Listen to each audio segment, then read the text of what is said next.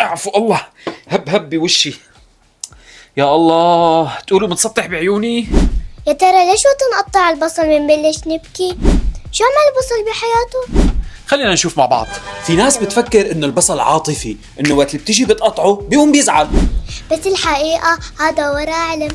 خلينا نفوت جوا عالم البصل. بس بدون بكى، اوكي؟ قبل ما نبلش لا تنسوا الاشتراك ولايكات وتعليقات كتير حلوة. يلا.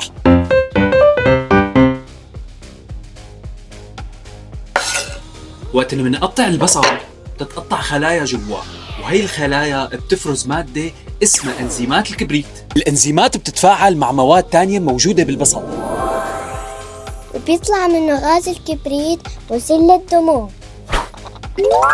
وهالغاز لما بيطلع بيروح مباشرة للعين،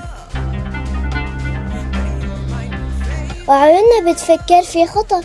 فبتفرز دموع بتغسل الغبرة والغاز. يعني جسمنا عم يحاول يحمينا.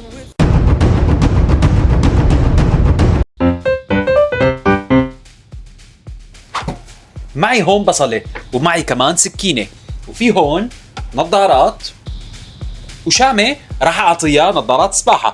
ياي. خليني أقطع البصلة نحن وحاطين النظارات ونشوف إذا رح نبكي أم لا.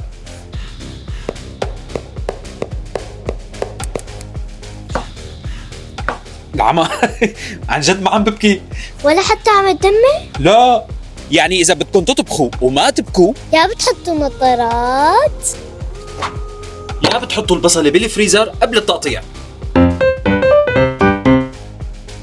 في بصل اسمه سويت أونيون ما بيبكي مثل البصل العادي. لأنه في أنزيمات أقل. العلماء بأمريكا زرعوا نوع بصل جديد وخاص ما بيطالع هذا الغاز، واسمه صنين. البصل فيه فيتامين سي، ومضاد أكسدة. يعني مو بس بيبكينا كمان بيفيدنا.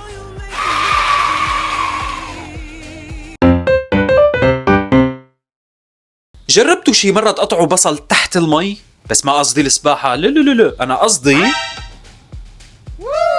مو لأنه البصل ما بيطلع غاز، بس الغازات اللي بيطلعها تنحبس بالمي.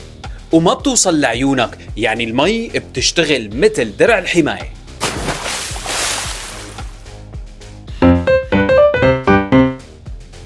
الفلفل والبصل.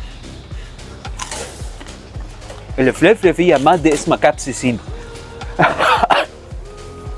هي ما فيها غاز يطلع مثل البصل، بس إذا لزقت بإيدك بتمسكها وما بتطلع، وإذا حكيت عيونك قولي.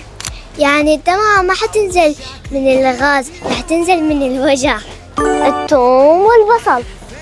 الثوم والبصل على فكرة من نفس العيلة، بس كل واحد له شخصيته. الثوم لما نفرمه أو نهرسه وبيطالع ريحة كتير قوية، والسر هون بأنزيم اسمه أليناز يلي بيخلي الثوم مضاد حيوي طبيعي. بس الريحة تلزق بكل شيء. يعني إذا ما بدك تقطع تحت المي وما عندك نظارات سهلة، جيب شمعة وحطها جنب البصل. ايه لا تستغرب، لأنه الشمعة بتحرق الغازات قبل ما توصل لعيونك، يعني حاجز تفتيش. هويتك. اكتبوا لنا بالتعليقات شو أسوأ لحظة صارت معكم انتوا عم تقطعوا البصل، لا تنسوا الاشتراكات ولايكات وتعليقات حلوة. باي.